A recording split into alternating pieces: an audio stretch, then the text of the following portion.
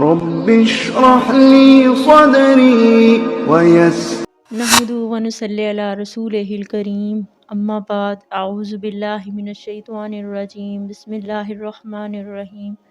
رب اشرح لی صدری ویسر لی امری واحلل عقدۃ من لسانی یفقہوا قولی۔ رب زدنی علما، اللہم فقہنا فی الدین، اللہم حاسبنا حسابا یسیرا، آمین یا الہی آمین۔ السلام علیکم ورحمۃ اللہ وبرکاتہ۔ جی، میرا نام سحر عباس ہے اور میں اپنے یوٹیوب چینل میں آپ سب کو خوش آمدید کہتی ہوں۔ امید رکھتی ہوں کہ آپ سب اپنے گھروں میں ایمان اور سلامتی کے بہترین حال میں ہوں گے۔ آپ سب کے لیے دعا ہے کہ اللہ رب العزت آپ سب کا قرآن پاک کے لیے وقت نکالنا اپنی بارگاہ میں قبول فرمائے، آمین ثم آمین۔ جی، گزشتہ آیات میں ہم نے سورۃ البقرہ کی آیت نمبر 78 تک کا مطالعہ کیا۔ آج ہم انشاءاللہ 79 سے اپنی سورت کا آغاز کرتے ہیں۔ اعوذ باللہ من الشیطان الرجیم، بسم اللہ الرحمن الرحیم۔ آیت نمبر 79 میں اللہ رب العزت نے ارشاد فرمایا، فَوَيْلٌ لِّلَّذِينَ يَكْتُبُونَ الْكِتَابَ بِأَيْدِيهِمْ ثُمَّ يَقُولُونَ هَٰذَا مِنْ عِندِ اللَّهِ لِيَشْتَرُوا بِهِ ثَمَنًا قَلِيلًا فَوَيْلٌ لَّهُم مِّمَّا كَتَبَتْ أَيْدِيهِمْ وَوَيْلٌ لَّهُم مِّمَّا يَكْسِبُونَ۔ آیت نمبر 79 کا ترجمہ ہے کہ ہلاکت اور بربادی ہے ان کے لیے جو لکھتے ہیں کتاب اپنے ہاتھ سے، پھر کہتے ہیں کہ یہ اللہ کی طرف سے ہے تاکہ حاصل کر لیں اس کے بدلے حقیر سی قیمت۔ تو ہلاکت اور بربادی ہے ان کے لیے اس چیز سے کہ جو ان کے ہاتھوں نے لکھی، اور ان کے لیے ہلاکت اور بربادی ہے اس کمائی سے جو وہ کر رہے ہیں۔ جی، اس کی تفسیر آپ کو بتاؤں گی۔ اس میں لفظ استعمال کیا گیا فویلن۔ ویلن سے مراد بعض روایات میں آتا ہے کہ یہ جہنم کا وہ طبقہ ہے جس سے جہنم خود پناہ مانگتی ہے، استغفر اللہ۔ ثم یاکلون ھذا من عند اللہ لیشتروا بہ ثمنا قلیلا، یعنی کہ جو لوگ یہودی علماء سے جب مسائل دریافت کرتے تو وہ اپنے سے مسئلے گھڑ کے فتویٰ لکھ دیتے اور لوگوں کو باور کراتے کہ یہ اللہ کی طرف سے ہے، یعنی کہ دین کا یہی تقاضا ہے۔ اب اس فتویٰ نویسی میں واقعتاً انہوں نے صحیح بات کہی، کتنی ہٹ دھرمی سے کام لیا اور کس قدر انہوں نے رشوت پر مبنی کوئی رائے دی، یہ صرف اللہ ہی کے علم میں ہے۔ تو اللہ نے یہاں ارشاد فرمایا کہ یہ فتویٰ فروشی اور دین فروشی کا جو سارا کام وہ کر رہے ہیں، اس سے وہ اپنے لیے ہی تباہی اور بربادی مول لے رہے ہیں۔ اس سے ان کو اللہ کے ہاں کوئی اجر و ثواب نہیں ملے گا۔ اللہ نے آگے ان کی کچھ آرزوؤں کا بھی ذکر کیا۔ آیت نمبر 80 میں اللہ رب العزت ارشاد فرماتے ہیں، وَقَالُوا لَن تَمَسَّنَا النَّارُ إِلَّا أَيَّامًا مَّعْدُودَةً قُلْ اتَّخَذْتُمْ عِندَ اللَّهِ عَهْدًا فَلَن يُخْلِفَ اللَّهُ عَهْدَهُ أَمْ تَقُولُونَ عَلَى اللَّهِ مَا لَا تَعْلَمُونَ۔ جی، اس کا ترجمہ ہے، اور وہ کہتے ہیں اب ہمیں تو آگ ہرگز نہیں چھو سکتی مگر گنتی کے چند دن۔ ان سے کہیے کیا تم نے اللہ سے کوئی عہد لے رکھا ہے کہ اب تمہیں یہ یقین ہے کہ اللہ اپنے عہد کے خلاف نہیں کرے گا، یا تم اللہ کے ذمہ وہ باتیں لگا رہے ہو جنہیں تم نہیں جانتے؟ اس کی میں آپ کو تفسیر بتاتی ہوں۔ ان کا اصل میں یہ خیال تھا کہ صرف دوسروں کی آنکھوں میں دھول جھونکنے کے لیے ہمیں چند دن کی سزا دے دی جائے گی کہ کوئی یہ اعتراض نہ کر دے کہ اے اللہ، ہمیں اگر آگ میں پھینکا جا رہا ہے تو انہیں کیوں نہیں پھینکا جا رہا، جبکہ یہ کردار میں تو ہم سے بھی بدتر تھے۔ لہٰذا ان کا منہ بند کرنے کے لیے اللہ ہمیں چند دن کے لیے آگ میں ڈالے گا اور کچھ دن کے لیے مطلب کچھ دن بعد نکال دیں گے۔ تو اللہ نے یہاں ارشاد فرمایا، کیا تمہارا اللہ سے کوئی قول و قرار ہوا ہے، کوئی کمٹمنٹ ہوا ہے جو تمہیں اس بات کا پورا یقین ہے؟ حقیقت تو یہ ہے کہ تم اللہ کی طرف سے اس بات کی نسبت کر رہے ہو جس کا تمہارے خود کے پاس بھی کوئی علم نہیں ہے۔ یہاں ہمارے لیے اصول یہ تھا کہ ہم یہ اصول لیں کہ ہم انشاءاللہ لوز ٹاک سے بچیں گے۔ لوز ٹاک سے مراد کہ بعض دفعہ ہم بہت زیادہ فلو میں آ کے کچھ جملے، کچھ باتیں، کچھ الفاظ بول جاتے ہیں جن کا ہمیں خود بھی سمجھ نہیں آ رہی ہوتی کہ ہم کیا بول رہے ہیں۔ اس میں نبی کریم صلی اللہ علیہ وآلہ وسلم کی حدیث کا مفہوم آتا ہے کہ اگر تم کسی کے ظاہر کو دیکھو تو اسے دعا دے دیا کرو۔ جس طرح آپ کسی کا اچھا عمل دیکھیں، کوئی نماز کا پابند ہے تو اس کو ہم دین پہ ثابت قدمی کی دعا دیں، لیکن فتویٰ دینے سے اللہ کے نبی نے منع کیا کہ ہم فلوں میں فتویٰ نہ دیں، اپنے پاس سے فیصلے نہ کریں کہ فلاں جنتی ہے یا فلاں بخشا بخشایا ہے، تو یہ ہوتا ہے فلوں میں بات کرنا، لوز ٹاک کرنا۔ تو ہم انشاءاللہ اس آیت سے اصول لیتے ہیں کہ ہم اس سے اپنی حفاظت کریں گے، ہم دوسروں کو بھی اس کی تاکید کریں گے۔ آیت نمبر 81 میں اللہ رب العزت نے کیا ارشاد فرمایا؟ اللہ رب العزت آیت نمبر 81 میں ارشاد فرماتے ہیں بَلَا مَنْ كَسَبَ سَيِّئَةً وَأَحَاطَتْ بِهِ خَطِيئَتُهُ فَأُولَئِكَ أَصْحَابُ النَّارِ هُمْ فِيهَا خَالِدُونَ۔ اس کا ترجمہ ہے کیوں نہیں جس شخص نے جان بوجھ کر ایک گناہ کمایا اور اس کا گھیراؤ کر لیا اس کے گناہ میں، بس یہی ہیں آگ والے اور اس میں ہمیشہ رہیں گے۔ اس کی تفسیر میں آتا ہے کہ مثال کے طور پہ ایک بندہ سود کھا رہا ہے، سود لے رہا ہے اور نماز کا بھی وہ پابند ہے، تہجد گزار ہے، روزے بھی رکھتا ہے، جس طرح بھی آپ کہہ لیں کہ نیکیوں میں بھی اس کے اعمال ٹھیک ہیں، تو اس ایک گناہ کی برائی اس کے گرد اس طرح چھا جائے گی کہ پھر اس کی یہ ساری نیکیاں ختم ہو کے رہ جائیں گی، یعنی کہ وہ سود کا کام بھی کر رہا ہے۔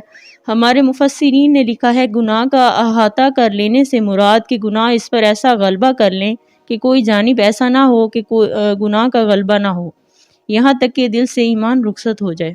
گناہ پر مداومت کا نتیجہ بالآخر یہ نکلتا ہے کہ دل سے ایمان رخصت ہو جاتا ہے۔ ایک انسان اس میں یہ ہے کہ خود کو مسلمان سمجھتا ہے، لیکن اندر سے اس کے ایمان کا لیول ڈاؤن ہوتا ہے، ایمان کا لیول کمزور ہو جاتا ہے۔ اس میں نبی کریم صلی اللہ علیہ وآلہ وسلم کی حدیث کا ذکر کروں گی۔ نبی کریم صلی اللہ علیہ وآلہ وسلم کی حدیث کا مفہوم آتا ہے کہ گناہوں کو حقیر نہ سمجھیں کہ وہ جمع ہو کر انسان کی ہلاکت کا سبب بن جاتے ہیں۔ دیکھتے نہیں ہو کہ اگر کئی آدمی ایک ایک لکڑیاں لے کر آئیں تو انبار لگ جاتا ہے، پھر اگر اس میں آگ لگائی جائے تو بڑی بڑی چیزوں کو وہ خاک کر دیتی ہے۔ تو انشاءاللہ ہم اس چیز کو ضرور دیکھیں گے کہ ہم چھوٹے چھوٹے گناہوں کو کم نہ سمجھیں، حقیر نہ جانیں۔ یہ چھوٹے چھوٹے گناہ بہت زیادہ تعداد میں ہو کر ہمارے لیے ہی ہلاکت کا باعث نہ بن جائیں۔ اللہ ہم سب کی حفاظت فرمائے، آمین۔ آگے آیت نمبر 82 میں اللہ رب العزت نے ارشاد فرمایا وَالَّذِينَ آمَنُوا وَعَمِلُوا الصَّالِحَاتِ أُولَئِكَ أَصْحَابُ الْجَنَّةِ هُمْ فِيهَا خَالِدُونَ۔ جی آیت نمبر 82 میں فرمایا، جس کا ترجمہ ہے اور اس کے برعکس جو لوگ ایمان لائے اور نیک عمل کریں یہی ہیں جنت والے اور وہ اس میں ہمیشہ رہیں گے۔ اس کی تفسیر میں آتا ہے کہ اب نیک عمل کے بارے میں ہر بندے نے اپنا ایک تصور، اپنی ایک رائے بنا رکھی ہے، اپنا ایک نظریہ بنا رکھا ہے، جبکہ نیک عمل سے قرآن کی مراد دین کے تمام تقاضوں کو پورا کرنا ہے۔ اب نیکی کا جامع تصور کیا ہے؟ نیکی کا جامع تصور یہ ہے کہ میں اور آپ اللہ کی طرف سے عائد کردہ تمام فرائض اور واجبات کو پورا کریں، اپنی جان، اپنا مال، اپنی صحت کو اللہ کے کاموں کے لیے صرف کریں، اللہ کے لیے خود کو تھکائیں اور اللہ کے دین کی سربلندی کے لیے ہم محنت اور کوشش کریں۔ آیت نمبر 83 میں اللہ رب العزت ارشاد فرما رہے ہیں وَإِذَا أَخَذْنَا مِيثَاقَ بَنِي إِسْرَائِيلَ لَا تَعْبُدُونَ إِلَّا اللَّهَ وَبِالْوَالِدَيْنِ إِحْسَانًا وَذِي الْقُرْبَى وَالْيَتَامَى وَالْمَسَاكِينِ وَقُولُوا لِلنَّاسِ حُسْنًا وَأَقِيمُوا الصَّلَاةَ وَآتُوا الزَّكَاةَ ثُمَّ تَوَلَّيْتُمْ إِلَّا قَلِيلًا مِّنكُمْ وَأَنْتُمْ مُعْرِضُونَ۔ آیت نمبر 83 کا ترجمہ ہے کہ یاد کرو جب ہم نے بنی اسرائیل سے عہد لیا کہ تم نہیں عبادت کرو گے کسی کی سوائے اللہ کے، اور والدین کا حکم آیا کہ والدین کے ساتھ نیک سلوک کرو گے اور قرابت داروں کے ساتھ بھی نیک سلوک کرو گے اور یتیموں کے ساتھ بھی اور محتاجوں کے ساتھ بھی، اور لوگوں سے اچھی بات کہو اور نماز قائم کرو اور زکوٰۃ ادا کرو، پھر تم اس سے پھر گئے سوائے تم میں سے تھوڑے سے لوگوں کے، اور تم ہو ہی پھر جانے والے۔ اس کی تفسیر میں آتا ہے کہ بنی اسرائیل کو جو احکام اللہ نے دیے، ان سے جن چیزوں کا اللہ نے عہد لیا، ان کا اللہ ذکر کر رہے ہیں کہ کس طرح سے انہوں نے عہد شکنی کی، اللہ سے اپنا عہد توڑا۔ انہیں اللہ رب العزت نے یہ حکم دیا تھا کہ وہ توحید کو تسلیم کریں۔ توحید سے کیا مراد ہے؟ توحید سے مراد یہ ہے کہ وہ اللہ کے سوا کسی دوسرے کی عبادت نہ کریں۔ یہ حکم صرف بنی اسرائیل کے لیے نہیں آیا، یہ تمام انسانوں کے لیے حکم آیا کہ ہم اللہ کے سوا کسی کی عبادت نہ کریں، اللہ کے علاوہ کسی کو معبود نہ بنائیں۔ حقوق العباد کو اللہ نے اس طرح بیان کیا کہ بندوں کے حق میں اللہ نے سب سے پہلے ماں باپ کا حق رکھ دیا۔ سب سے بڑا حق جو ہے وہ والدین کا ہوتا ہے، اس لیے پہلے ان کا حق بیان کیا کہ ماں باپ کے ساتھ حسن سلوک کریں، اچھا سلوک کریں۔ بخاری اور مسلم شریف کی حدیث میں آتا ہے کہ حضرت عبداللہ بن مسعود رضی اللہ تعالی عنہ نے پوچھا کہ یا رسول اللہ صلی اللہ علیہ وآلہ وسلم، کون سا عمل سب سے افضل ہے؟ تو اللہ کے نبی کیا ارشاد فرماتے ہیں؟ اللہ کے نبی نے فرمایا نماز کو وقت پہ ادا کرنا۔ فرمایا اس کے بعد کون سا؟ تو اللہ کے نبی نے فرمایا ماں باپ کے ساتھ نیک سلوک کرنا۔ تیسری بار ریپیٹ کیا تو فرمایا آخر میں اللہ کی راہ میں جہاد کرنا۔ اسی طرح حضرت حسن رضی اللہ تعالی عنہ فرماتے ہیں کہ بھلائی کا حکم دو، برائی سے روکو، بردباری، درگزر اور خطاؤں کی معافی کو اپنی زندگی میں شامل کرنے، اس کو اپنی زندگی کا طریقہ بنا لیں تو یہی اچھا خلق ہے جسے اختیار کرنا چاہیے۔ اللہ رب العزت نے یتیموں اور محتاجوں سے اچھا سلوک کرنے کا بھی حکم دیا، بس اللہ نے امر بالمعروف کا حکم دیا کہ ہم نیکی کا حکم دیں اور برائی سے روکیں۔ تو انشاءاللہ ہم نے اس کی کوشش کرنی ہے کہ ہم نیکی کی دعوت دیں اور برائی سے منع کریں۔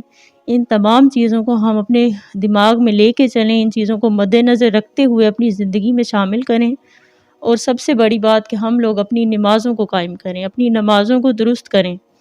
اللہ نے فرمایا کہ ان لوگوں نے عہد شکنی کی تو بس تھوڑے سے ہی پابند رہے۔ اللہ سے یہی دعا ہے کہ اللہ ہمیں برے انجام سے بچائے۔ اللہ رب العزت اپنے قرآن پاک کی تعلیمات پر عمل کرنے کی توفیق عطا فرمائے، اور ہم سب نے انشاءاللہ مل کے کوشش کرنی ہے کہ ہم قرآن کو لفظی ترجمے کے ساتھ پڑھیں گے اور پھر اس پر عمل کرنے کی کوشش کریں گے۔ اللہ سے دعا ہے کہ اللہ جہاں کہیں میری کمی کوتاہی ہوئی، اللہ اپنی رحمت کے صدقے میں مجھے معاف فرما دے، آمین۔ سبحان ربک رب العزت عما یصفون وسلام علی المرسلین والحمد للہ رب العالمین، آمین یا رب العالمین۔ السلام علیکم ورحمۃ اللہ وبرکاتہ۔ لولا الأمل ما بقى بالدنيا رجاوي، لولا الأمل ما اهدم بها الدنيا سلاح، لولا الأمل